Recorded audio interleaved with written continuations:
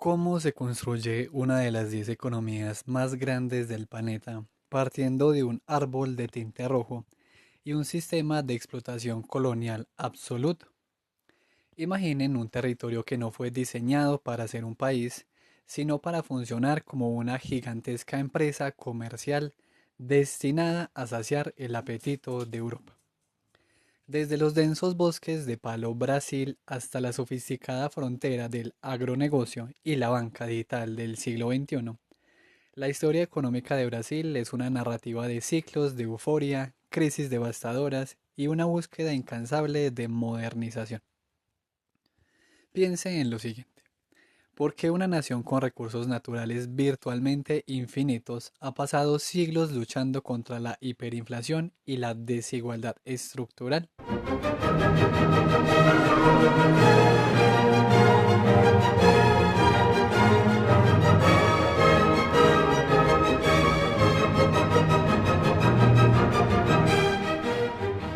El punto de partida para comprender la estructura de Brasil reside en su configuración geográfica, donde la franja costera se consolidó como la unidad regional más determinante.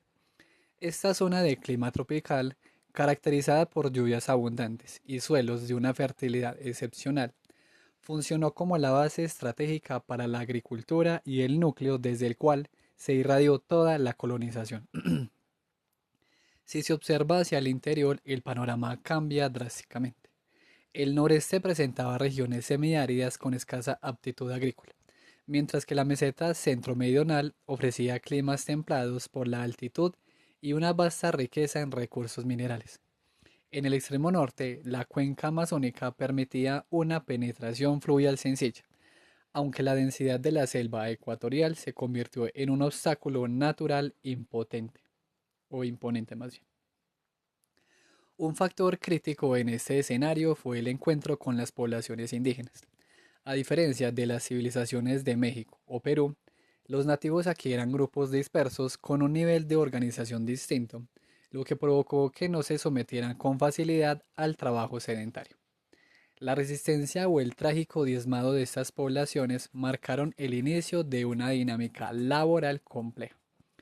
Imagine que la formación económica brasileña no nació por un deseo de poblamiento, sino como una empresa comercial puramente europea derivada de la expansión marítima del siglo XV. En sus inicios, Brasil no era la prioridad para Portugal, pues sus intereses estaban concentrados en el lucrativo comercio de especias en las Indias.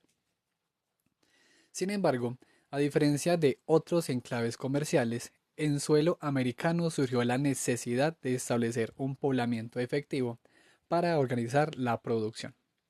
Esto se debió a que los nativos no poseían productos que pudieran ser aprovechados de inmediato por el mercado europeo.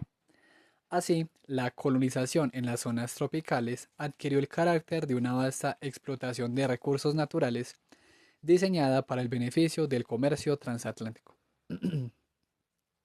Mientras que en las zonas templadas se formaron colonias de población, en los trópicos se constituyó una sociedad orientada a suministrar productos como el azúcar y el tabaco. Este sistema se sostuvo sobre un pilar fundamental, la energía del trabajo esclavo, ya fuera indígena o africano, bajo la dirección del blanco europeo. Hablemos claro sobre la primera actividad económica de relevancia, la extracción del palo Brasil. Este árbol, conocido científicamente como Caesalpinia echinata, era altamente valorado por la materia colorante que se extraía para la industria de la tintorería. Fue una actividad rudimentaria y nómada que no generó asentamientos físicos. Los traficantes simplemente se establecían en puntos estratégicos de la costa, donde los indígenas llevaban la madera a cambio de herramientas de hierro, telas o simples baratijas. Piensa en esto como un modelo de explotación rápida y sin raíces.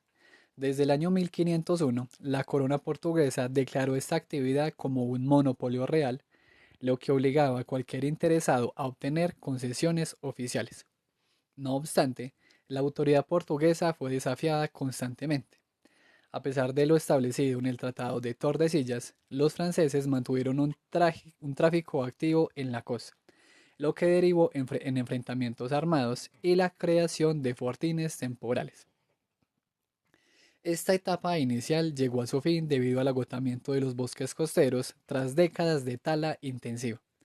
Para 1530, el agotamiento del recurso obligó a la estructura colonial a girar hacia sectores económicos mucho más profundos y permanentes. Entre los años 1530 y 1640, Brasil experimentó una transformación radical, pasando de ser una estación de paso para comerciantes nómadas a convertirse en una colonia agrícola de poblamiento efectivo. Este cambio fue impulsado por la amenaza constante de las incursiones francesas y la pérdida de interés de la corona portuguesa en los mercados del Oriente. Para asegurar el territorio, Portugal implementó el sistema de capitanías hereditarias, dividiendo el litoral en 12 sectores entregados a donatarios. Estos hombres recibían poderes soberanos, pero también la pesada responsabilidad de financiar con sus propios recursos el transporte y el asentamiento de los colonos. La base económica que sostuvo esta ocupación fue el cultivo de la caña de azúcar. En aquella época el azúcar era un producto de un valor tan alto en Europa que se llegaba a vender en las farmacias por gramo.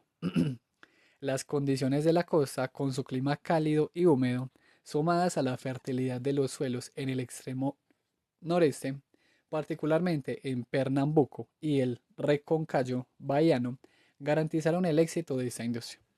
Sin embargo, este éxito trajo consigo rasgos estructurales que marcarían al país por siglos.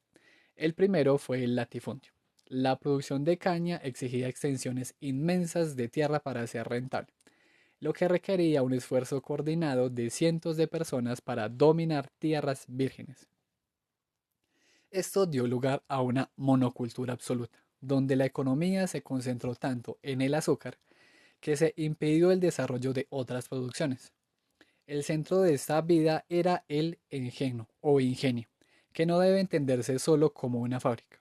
Era un mundo en miniatura que incluía la casa grande para el señor, la senzala para los esclavos, capillas, talleres y pequeños cultivos de subsistencia. Como la mano de obra europea era inexistente, la esclavitud se volvió una necesidad imperiosa para sostener la gran propiedad. Inicialmente se recurrió a los nativos, pero estos no se adaptaban al trabajo agrícola sedentario y disciplinado.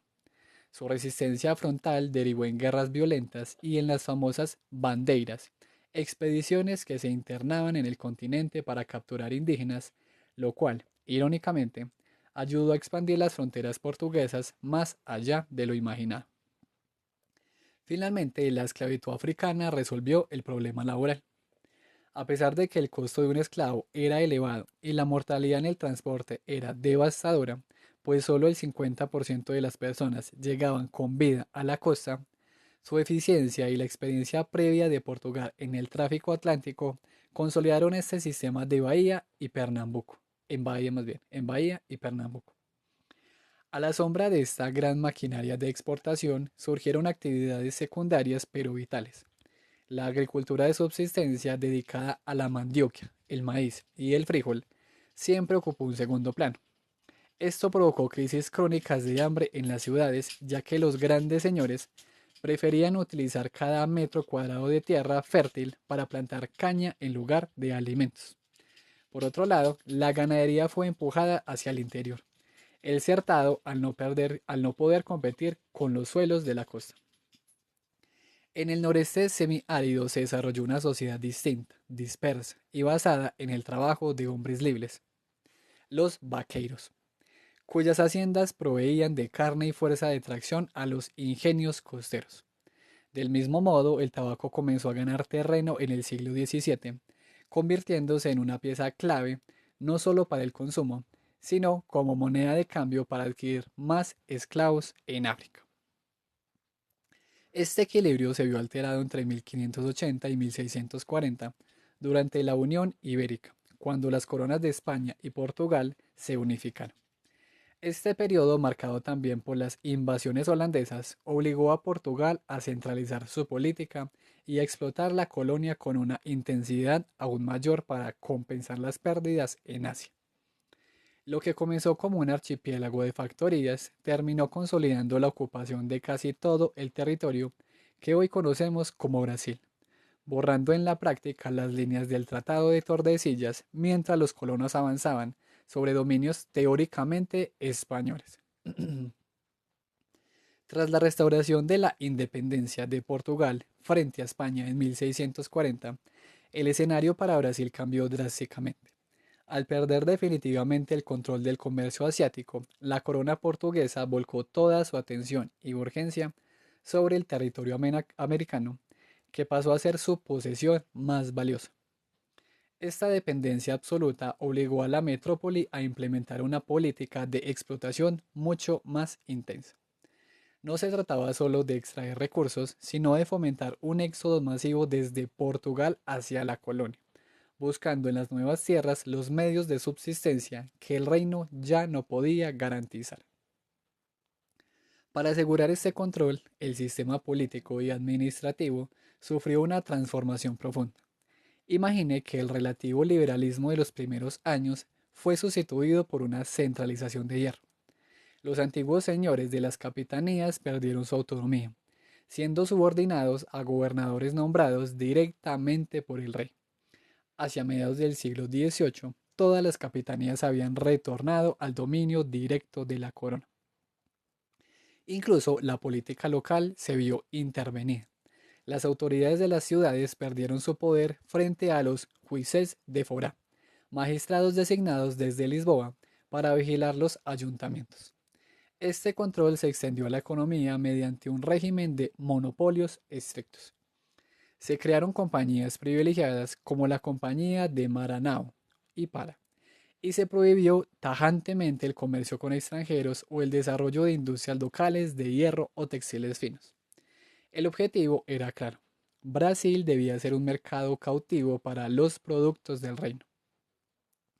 El descubrimiento que alteró el destino de la colonia ocurrió a finales del siglo XVII, cuando expediciones de baiderantes paulistas hallaron yacimientos auríferos en lo que hoy es Minas Gerais. Esto provocó un rush demográfico sin precedentes. El eje económico de Brasil, que durante más de 100 años estuvo anclado en el noreste azucarero, se desplazó violentamente hacia el centro-sur. Para fiscalizar esta riqueza, la corona creó la Intendencia de Minas, encargada de cobrar el quinto, es decir, el 20% de todo el oro extraído. Se establecieron casas de fundición donde el oro debía ser transformado en barras con el sello real y se implementó la temida derrama, un cobro forzoso que obligaba a la población a cubrir cuotas anuales mínimas si la recaudación flaqueaba. La situación fue aún más estricta con el hallazgo de diamantes en 1729. Se creó el distrito diamantino, una región aislada del resto del mundo, gobernada bajo un régimen de excepción bajo el mando directo de un intendente. Esta fiebre minera permitió ocupar territorios como Mato Grosso y Goiás, y fue la razón principal por la cual la capital se trasladó de Bahía a Río de Janeiro en 1763. Mientras el oro brillaba en el sur, la ganadería se consolidaba como la herramienta para dominar el Sertão. Desde Bahía y Pernambuco, las haciendas avanzaron hacia el río São Francisco, ocupando tierras en Piauí, Ceará y Maranhão. Cabe preguntarse cómo sobrevivía este sistema. La pecuria no competía con el azúcar o el oro, sino que los alimentaba, proveyendo carne y animales de tiro para los ingenios y las minas. A diferencia de las plantaciones costeras, aquí se utilizó mayoritariamente el trabajo libre de vaqueros mestizos e indígenas, creando una cultura fronteriza única. Finalmente, en el extremo norte, el valle amazónico vivía su propia dinámica, basada en las llamadas drogas del Sertão, productos como el cacao, la canela y la castaña. Aquí la vanguardia no fueron los mineros, sino las misiones religiosas. Los jesuitas organizaron a los indígenas en aldeas productivas que funcionaban con la eficiencia de empresas comerciales. Sin embargo, a mediados del siglo XVIII, las reformas del Marqués de Pombal alteraron todo este orden. Pombal expulsó a los jesuitas y abolió la esclavitud indígena, transformando las misiones en villas civiles. El plan era integrar al nativo como trabajador asalariado, pero la economía amazónica no logró dar el salto hacia una agricultura estable, manteniéndose atrapada en la simple recolección forestal.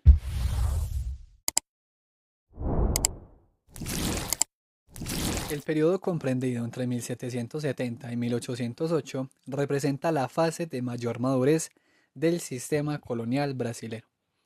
Tras el agotamiento inevitable de los yacimientos de oro, la economía no se hundió, sino que experimentó un retorno masivo hacia la agricultura costera. Este renacimiento no fue casualidad, fue impulsado por la revolución industrial en Europa, que demandaba materias primas a una escala nunca antes vista. Imagine que mientras las minas del interior se vaciaban, el avance tecnológico europeo, como el telar mecánico de Cartwright, convertía al algodón en el nuevo protagonista. Maranhão se transformó en una de las regiones más prósperas gracias a este cultivo, que alimentaba las fábricas textiles británicas. Pero el algodón no estaba solo. El azúcar vivió una segunda edad de oro en sus centros tradicionales de Pernambuco y Bahía, expandiéndose incluso hacia nuevas zonas en Río de Janeiro y el altiplano de Sao Paulo. Al mismo tiempo, el arroz comenzó a ganar peso en el mercado exterior y el café dio sus primeros pasos significativos en las colinas de Río de Janeiro, multiplicando sus exportaciones a finales del siglo XVIII. Sin embargo, no todo fue éxito. El añil, por ejemplo, fracasó rotundamente al no poder competir con la calidad superior de los tintes provenientes de la India. Como dato curioso, Brasil es el que crea el mercado del café. Es decir, antes de la producción masiva de Brasil, que durante mucho tiempo ha sido el mayor productor de café del mundo, la demanda de café no era tan alta. Pero la demanda de Brasil, la oferta de café de Brasil y por ende los precios que dio, que determinaron creando el mercado de café prácticamente. Eso está en un libro que quizá en un futuro hable de él. En fin, hablemos claro sobre la realidad técnica de esta prosperidad. El progreso fue nulo. A pesar del crecimiento en el volumen de exportación, la agricultura brasileña seguía siendo primitiva y destructiva. Se utilizaba la quema constante de bosques, un método que agotaba el suelo con rapidez y obligaba a los colonos a un nomadismo agrícola permanente. Mientras en las Antillas ya se utilizaba el bagazo de caña como combustible, en Brasil ni siquiera se conocía el arado. La azada era el único instrumento de trabajo. Este atraso no era accidental, era la consecuencia directa de un sistema basado en la esclavitud africana, donde el aislamiento impuesto por Portugal y el bajo nivel educativo de la colonia impedían cualquier intento de modernización. Mientras el norte y el centro producían para el mercado global, el extremo sur del país, el actual Río Grande do Sul, se integraba finalmente a la economía nacional. Su base era la ganadería en grandes estancias. Un hito fundamental ocurrió alrededor de 1780, con el surgimiento de la industria del charque o carne seca. Esto permitió aprovechar los inmensos rebaños del sur para abastecer de alimento a los centros azucareros y mineros del norte, que sufrían constantes crisis de hambre. Es interesante notar que en Santa Catarina se ensayó un modelo distinto con inmigrantes de las Azores, basado en la pequeña propiedad y el trabajo libre, lo que contrastaba fuertemente con el latifundio esclavista imperante en el resto del territorio. Al llegar al año 1808, Brasil contaba con aproximadamente 3 millones de habitantes dispersos en núcleos costeros y manchas demográficas en el interior. La estructura económica seguía siendo la de una vasta empresa comercial diseñada para extraer recursos naturales en beneficio del comercio europeo. El sistema era un ciclo cerrado: exportación de productos tropicales e importación de manufacturas y esclavos. Cabe destacar que aunque Portugal mantenía el monopolio legal, el contrabando inglés era una realidad cotidiana que operaba con la complicidad de las autoridades locales. La industria era inexistente. De hecho, en 1785, la corona ordenó cerrar casi todas las manufacturas textiles locales para evitar cualquier competencia con los productos del reino. Con un sistema de transporte fragmentado que dependía de barcos de cabotaje y mulas por tierra, el ritmo de vida era lento, pero el escenario estaba listo para un cambio sísmico. Es decir, que en Brasil ocurrió lo que pasó en varios virreinatos españoles, y es que los virreinatos producían lo que España quería que produjeran, y digamos otros productos que, por ejemplo, en lo que hoy es Colombia, etcétera, que tienen un suelo, digamos, que puede producir muchos alimentos, pues casi ni los producían ni casi ni los comerciaban, pues precisamente porque a España no le interesa. Entonces en Brasil sucedía algo parecido, ya que Portugal pues entonces no quería que se industrializara. En fin, sigamos entonces a la era del liberalismo. El periodo comprendido entre 1808 y 1850 marca una de las transiciones más profundas en la historia de Brasil, donde el país rompió definitivamente el exclusivismo colonial para integrarse a la lógica del capitalismo internacional. A finales del siglo XVIII, el sistema colonial ibérico se había convertido en un anacronismo frente al avance del capitalismo industrial en Europa, que exigía mercados libres en lugar de monopolios cerrados. El catalizador de este cambio fue la invasión napoleónica a Portugal en 1807, que forzó el traslado de la corte portuguesa a América. Este evento precipitó la ruptura de los lazos coloniales de una forma única en el continente. Imagine el impacto que tuvo el decreto del regente Don Juan en 1808, la apertura de los puertos. Esta medida puso fin a siglos de monopolio comercial, permitiendo el intercambio libre con todas las naciones. Sin embargo, esta libertad tuvo un árbitro claro. A través del Tratado de 1810, Inglaterra obtuvo una tarifa preferencial del 15%, una cifra incluso inferior a la que pagaba la propia metrópoli, Portugal. Río de Janeiro se transformó en la sede de la monarquía y en el centro político y financiero del imperio, atrayendo recursos y centralizando una administración que antes estaba dispersa. Hablemos claro sobre las consecuencias financieras de esta nueva libertad. Aunque el comercio exterior creció rápidamente, también se generaron desajustes estructurales graves. Entre 1821 y el 60, Brasil enfrentó un déficit comercial crónico. El consumo de bienes de lujo importados superaba con creces lo que el país era capaz de producir para exportar. Pues claro, si evitaron que se industrializara, el déficit era inevitable.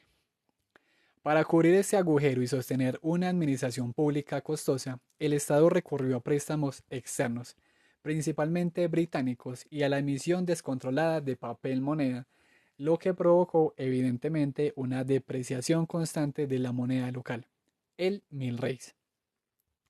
Además, esas bajas tarifas del 15% impuestas por los tratados internacionales actuaron como un muro para la industria nacional que no podía competir, obviamente, con la calidad y los precios de los productos europeos. Los intentos de crear una metalurgia o una industria textil propia quedaron estancados durante décadas. En este escenario, la esclavitud, el motor de la economía exportadora, entró en una contracción insostenible con la realidad de una nación que buscaba ser vista como soberana e independiente. Inglaterra, que ya había abolido su propio tráfico en 1807, se convirtió en el principal impulsor para acabar con el comercio de esclavos en el Atlántico.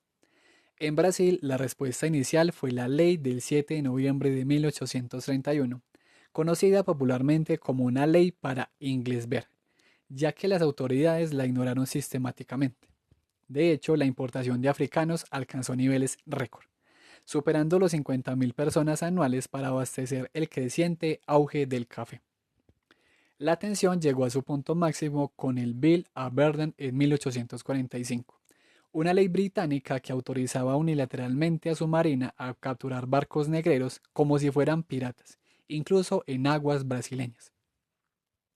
Piense en la presión que esto significó para el gobierno. Finalmente, en 1850, la represión efectiva del tráfico se volvió inevitable. Lo más fascinante de este cierre es que los inmensos capitales que antes invertían en la compra de seres humanos empezaron a desplazarse hacia sectores modernos, bancos, empresas de transporte y las primeras vías férreas del país. Hacia el final de este periodo, la estructura económica comenzó a buscar un nuevo equilibrio. La reforma de las tarifas aduaneras en 1844, la tarifa Alves Branco, permitió elevar los impuestos de importación al 30%, lo que duplicó los ingresos del Estado y brindó casi por accidente una protección a la industria local. El periodo comprendido entre 1850 y el 89 representa la fase de mayor transformación en la historia económica de Brasil, marcando la transición de una estructura colonial hacia un capitalismo incipiente. Todo comenzó con un evento sísmico, la abolición definitiva del tráfico africano en 1850.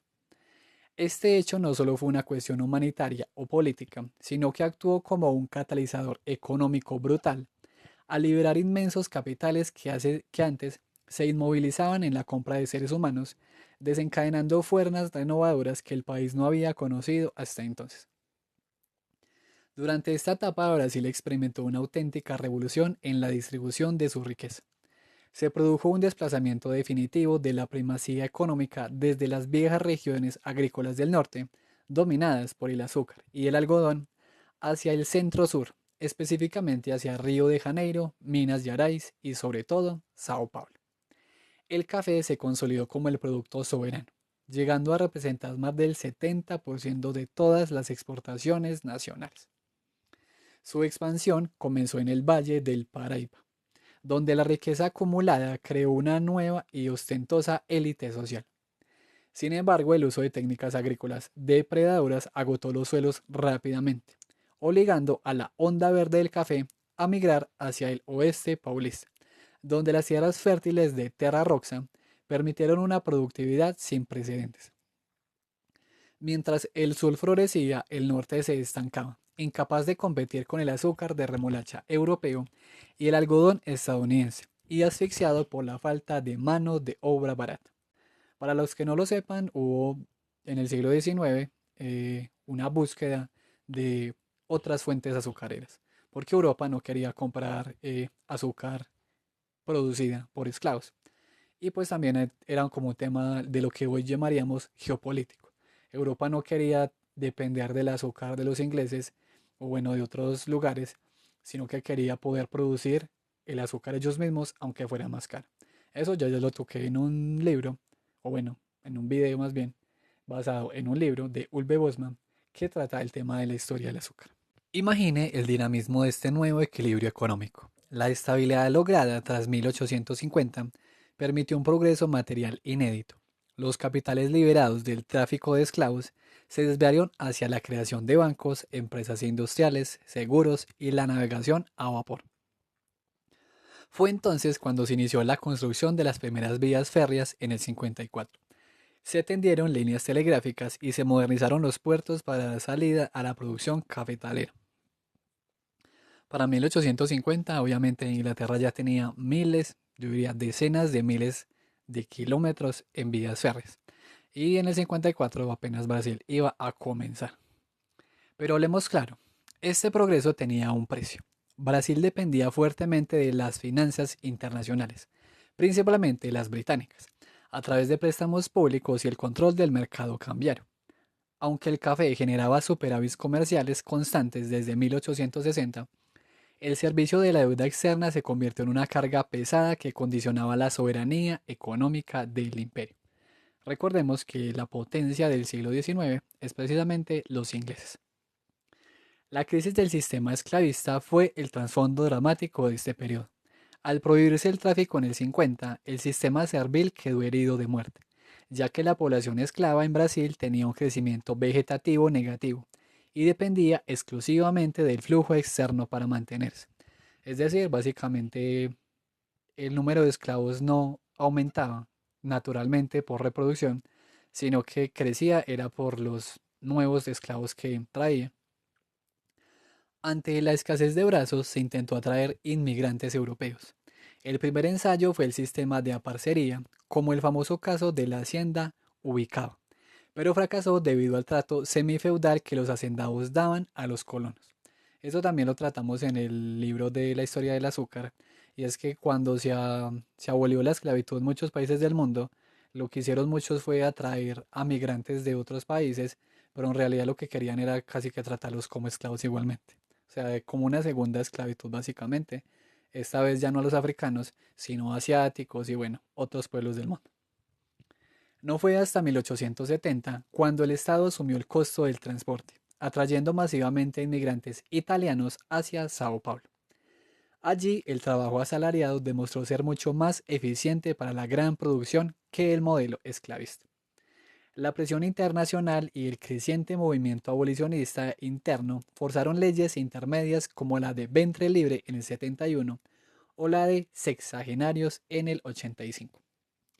Finalmente, ante la desorganización de las haciendas por fugas masivas y la negativa del ejército a perseguir a los que escapaban, se firmó la Ley Áurea en el 88, extinguiendo la esclavitud sin indemnización para los propietarios.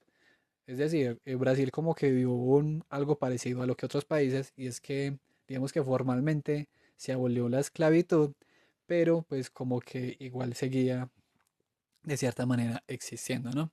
Por ejemplo, en Colombia, digamos que no podemos hablar de una abolición en el 21, pero en la Constitución de 1821 de Colombia, lo que se hace es decir que los esclavos cuando cumplan los 18 años van a ser liberados, pero en realidad cuando cumplieron los 18 no lo liberaron y lo alargaron hasta los 25. Y en fin, básicamente, aunque la primera intención de Colombia por abolir la esclavitud fue en el 21, se materializó en el 51, es decir, 30 años después.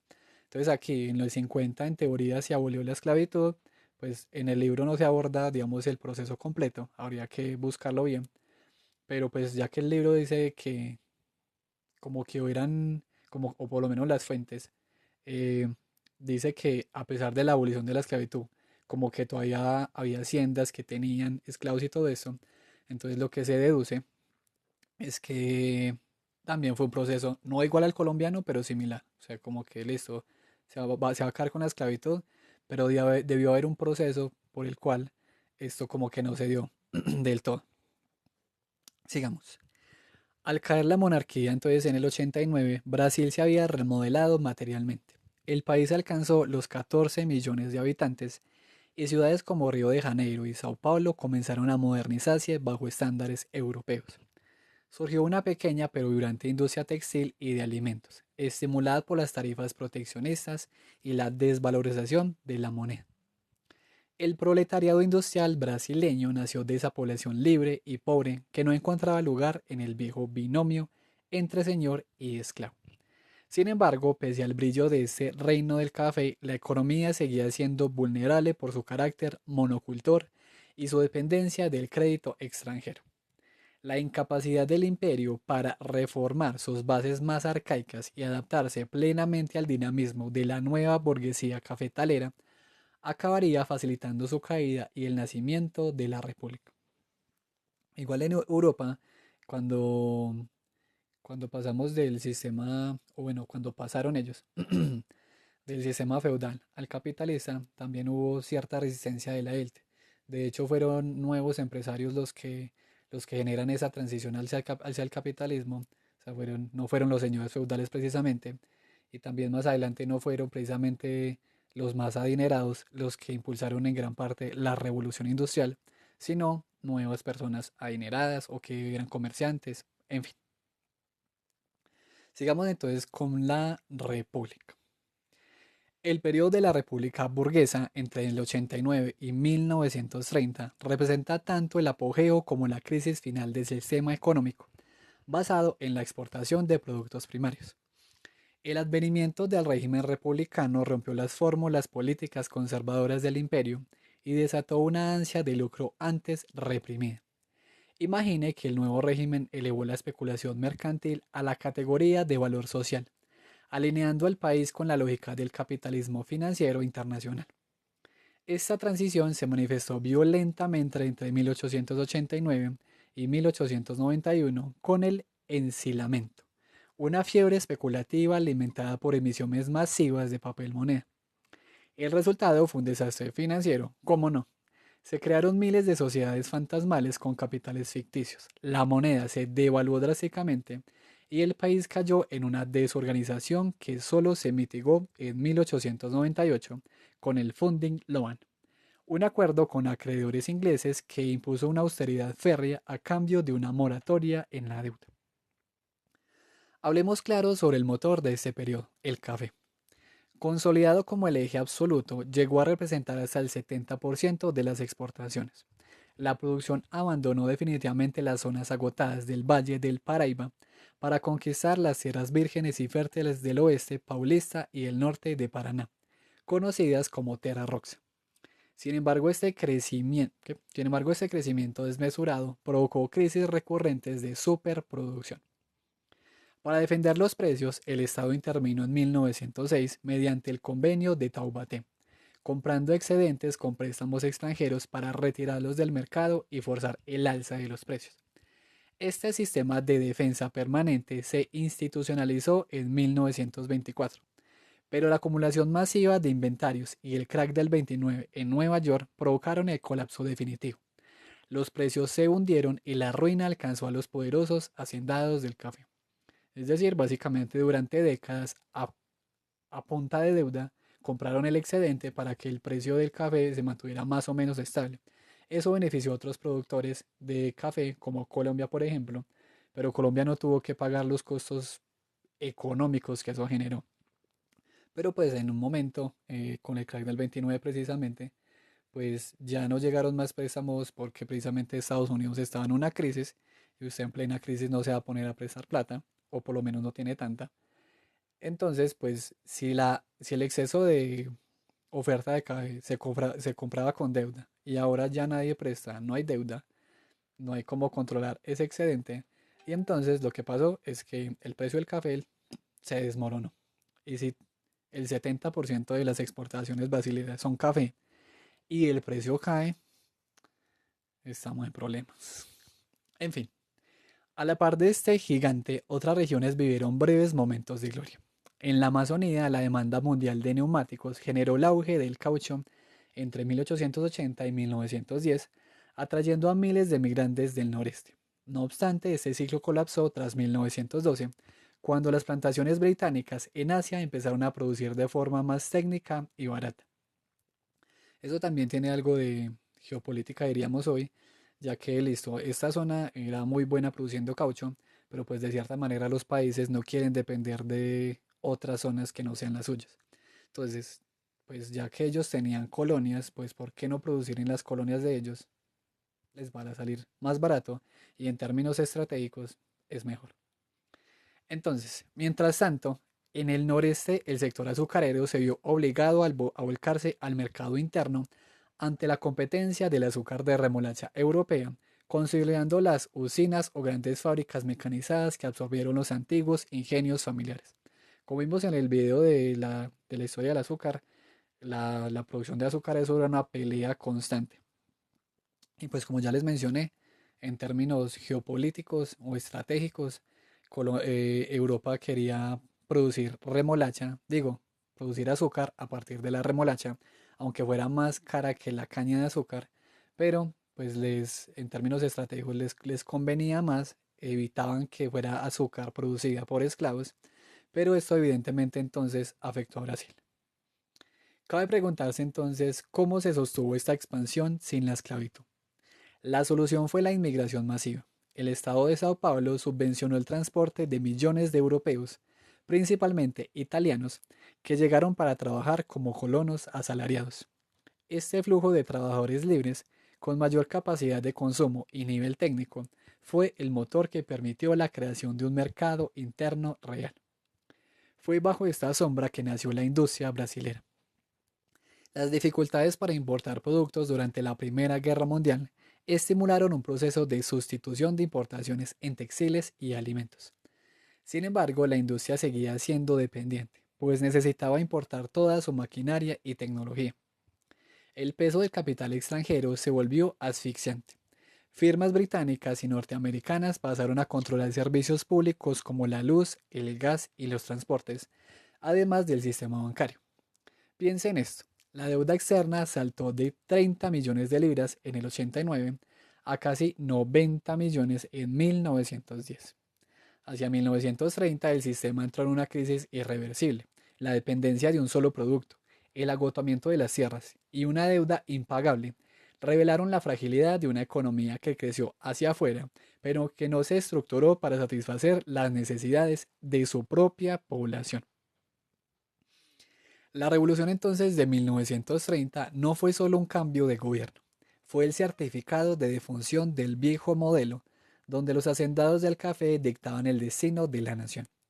Al colapsar los precios internacionales tras el crack del 29, Brasil se encontró con bodegas llenas de café que nadie quería comprar y una falta absoluta de divisas para importar productos básicos.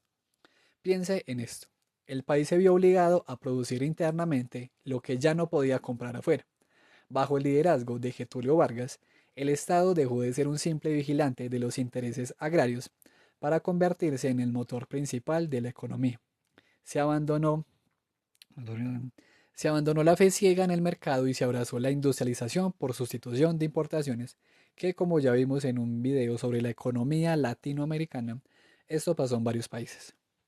Hablemos claro sobre cómo se construyó esta nueva base. Para que una industria nacional fuera posible, Brasil necesitaba acero y energía, elementos que el capital privado nacional no podía financiar.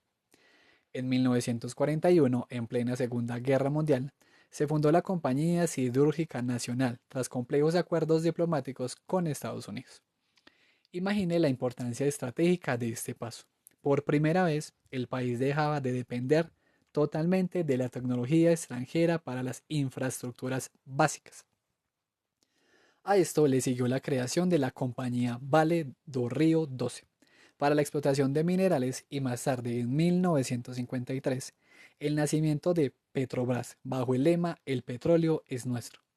La economía ya no giraba en torno a la finca, sino en torno a la fábrica y la soberanía energética. Sin embargo, este crecimiento trajo nuevos desafíos estructurales. Para financiar las grandes fábricas y las nuevas leyes laborales que buscaban integrar al trabajador urbano, el Estado recurrió a menudo a la inflación y a la deuda. Cabe preguntarse qué ocurrió con el campo durante este giro industrial. El sector agrario no desapareció, pero fue subordinado. Se le exigió producir alimentos baratos para las ciudades y generar divisas para comprar maquinaria industrial, es decir, que exporte. Con esas exportaciones usted adquiere una divisa internacional y con esa divisa internacional pues comercia. Este periodo consolidó una nueva clase social, la burguesía industrial y un proletariado organizado que empezaba a demandar derechos reales. Brasil dejaba de ser un apéndice de las granjas europeas para intentar ser una potencia autosuficiente. Si el periodo de Vargas sentó las bases, el gobierno de Juscelino Kubitschek, iniciado en el 56, representó el salto hacia la modernidad bajo el lema 50 años de progreso en 5. El eje de esta transformación fue un plan de metas, un programa masivo de inversiones que priorizó la energía, el transporte y la industria pesada. Pero hablemos claro, el símbolo máximo de esta era no fue una fábrica, sino una ciudad. La construcción de Brasilia en el corazón del continente no fue solo un acto político, sino una decisión económica estratégica para integrar el vasto interior del país y alejar, ¿qué? Para integrar el vasto interior del país y alejar el centro del poder de las presiones populares de Río de Janeiro. Durante estos años, la estructura industrial brasileña cambió su fisonomía. Se incentivó la entrada masiva de capital extranjero, especialmente en el sector automotriz. Piense en esto. En lugar de importar vehículos, Brasil obligó a las grandes multinacionales como Volkswagen o Ford a instalar sus plantas en suelo nacional. Esto generó una red inmensa de industrias subsidiarias de autopartes y metalurgia, consolidando al estado de Sao Paulo como el motor económico de América Latina. Sin embargo, este crecimiento, oiga, se me fue, como el motor económico de América Latina. Sin embargo, este crecimiento tuvo un costo invisible pero peligroso. Una inflación creciente y una deuda externa que empezaba a acumularse debido a la inmensa inversión pública necesaria para sostener proyectos tan ambiciosos.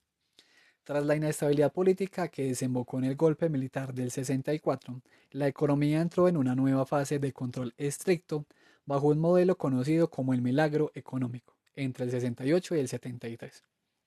Durante este lustro, Brasil creció a tasas asombrosas que superaban el 10% anual.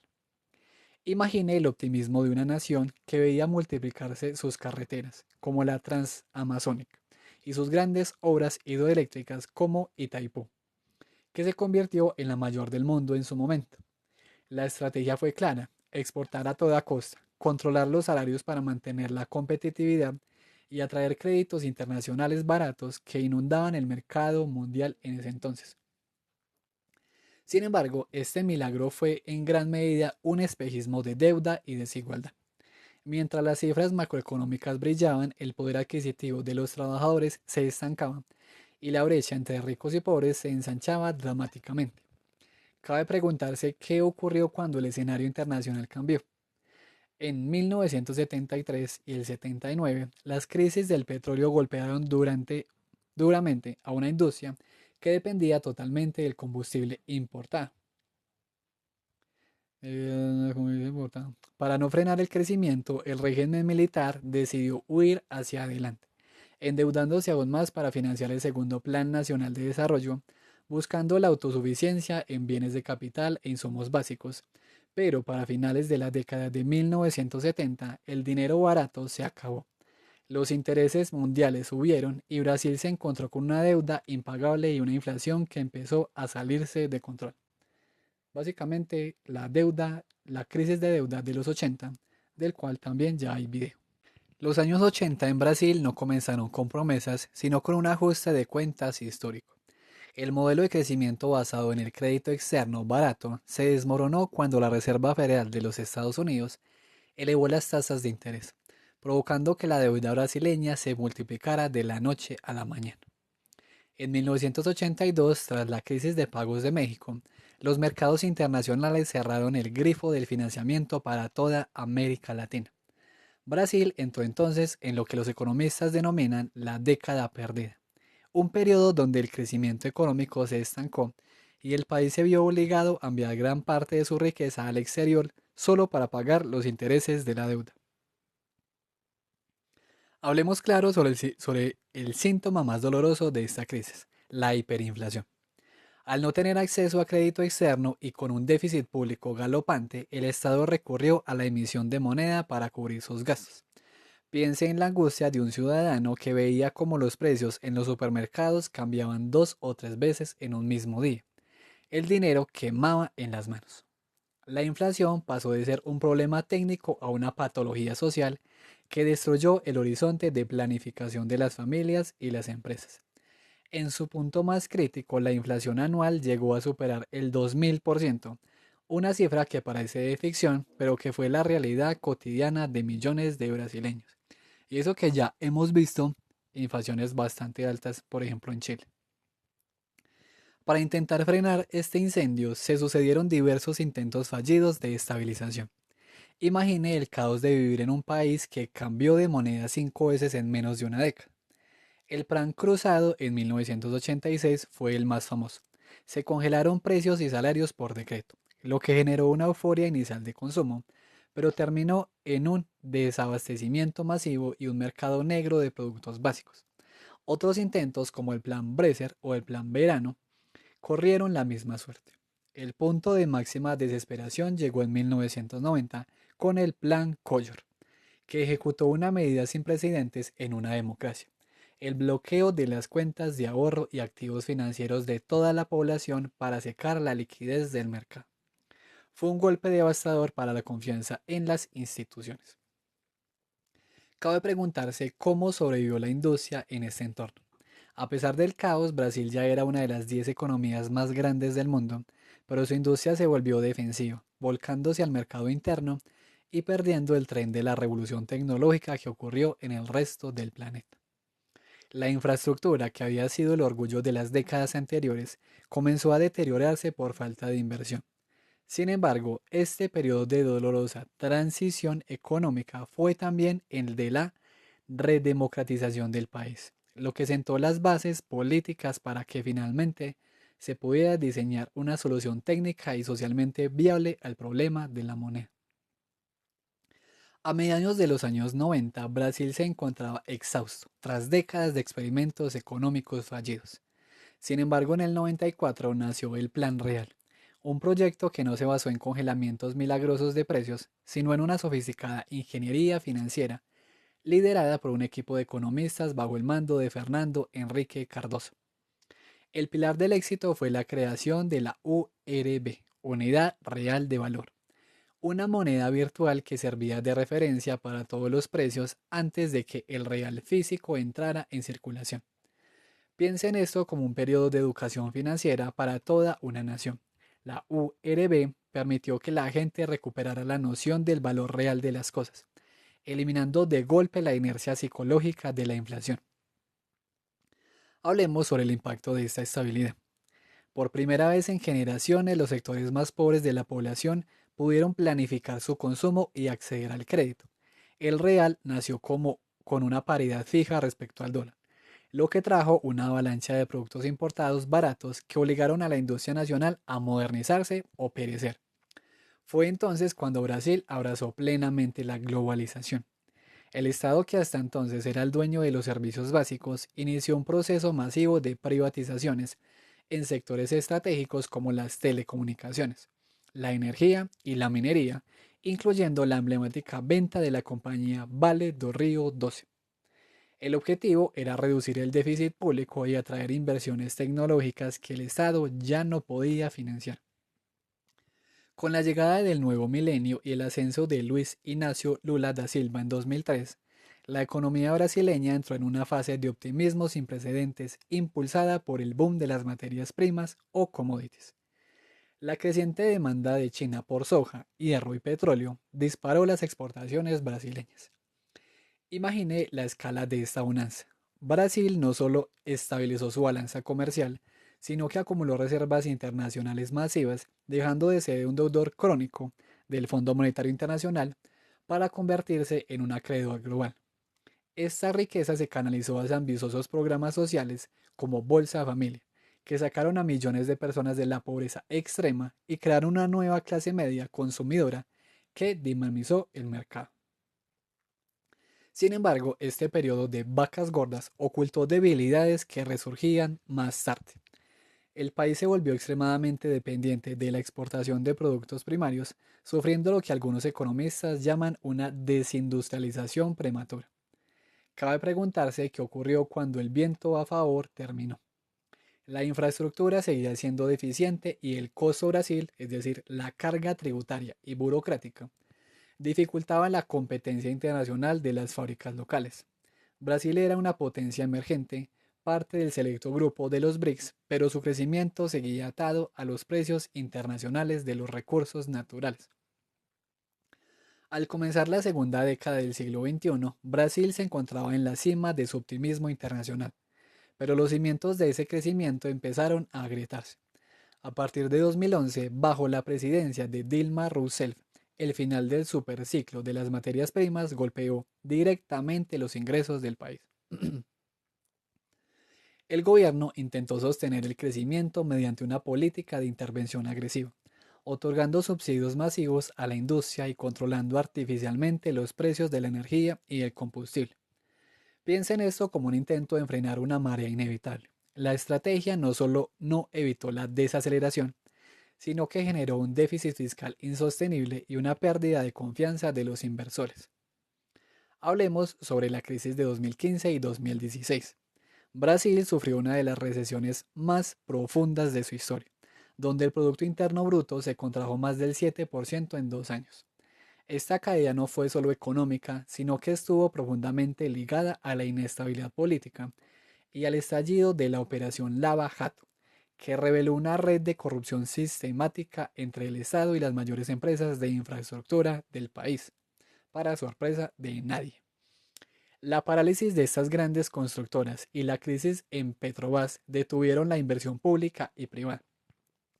Imagine el impacto social. El desempleo se disparó, alcanzando a más de 13 millones de personas, y la clase media que había emergido en la década anterior vio cómo su poder adquisitivo se desvanecía rápidamente. A partir de 2017 se iniciaron reformas de corte liberal, como el establecimiento de un techo de gasto público y reformas laborales, buscando recuperar la solvencia del Estado. Sin embargo, la recuperación fue lenta y frágil, viéndose interrumpida abruptamente por la pandemia de 2020. Durante ese periodo, Brasil enfrentó un desafío doble, una crisis sanitaria global y una tensión fiscal extrema. Para evitar un colapso Una tensión fiscal extrema. Para evitar un colapso social, el país implementó programas de transferencia de renta de emergencia a una escala masiva, lo que incrementó la deuda pública, pero evitó una catástrofe humanitaria inmediata. Cabe destacar que en medio de este caos, el sector del agronegocio se mantuvo como el pilar resiliente de la economía, impulsada por una tecnología de punta que convirtió a Brasil en el mayor exportador mundial de soja y carne. Hoy, en pleno avance del siglo XXI, la economía brasileña se encuentra en una encrucijada tecnológica y ambiental. Por un lado, el país ha vivido una explosión en su sector financiero digital, con el surgimiento de bancos puramente digitales y sistemas de pago instantáneo como el Pix, que ha bancarizado a millones de personas. Por otro lado, la presión internacional sobre la preservación de la Amazonía ha vinculado estrechamente el éxito económico con la sostenibilidad. Imagine el cambio de paradigma. La capacidad de Brasil para atraer inversión extranjera depende ahora de su capacidad para combatir la deforestación y liderar la transición energética. Al cerrar este recorrido de más de 500 años, queda una lección fundamental. La economía brasileña ha demostrado una capacidad de resiliencia y adaptación verdaderamente asombrosa. Hemos visto cómo el país logró transitar desde una estructura extractiva nómada hasta convertirse en un líder mundial de la industria de la exportación de alimentos. Sin embargo, el legado de su formación colonial, esa tendencia a crecer hacia afuera, priorizando el mercado externo, sigue siendo una tensión presente en cada crisis y en cada periodo de bonanza. Imagine el potencial de una nación que ha sobrevivido a la hiperinflación del 2000%, que ha construido ciudades enteras en el corazón de la selva y que hoy lidera la revolución de la banca digital en la región. El reto de Brasil para el siglo XXI ya no es solo producir más, sino resolver la deuda histórica con su propia población, integrando la sostenibilidad ambiental con un crecimiento que sea por fin inclusivo. La historia nos enseña que Brasil siempre encuentra la forma de reinvertirse ante el colapso. Cabe preguntarse si tras siglos de ciclos primarios, el país está finalmente listo para consolidar un modelo que combine su inmensa riqueza natural con la estabilidad que su gente merece.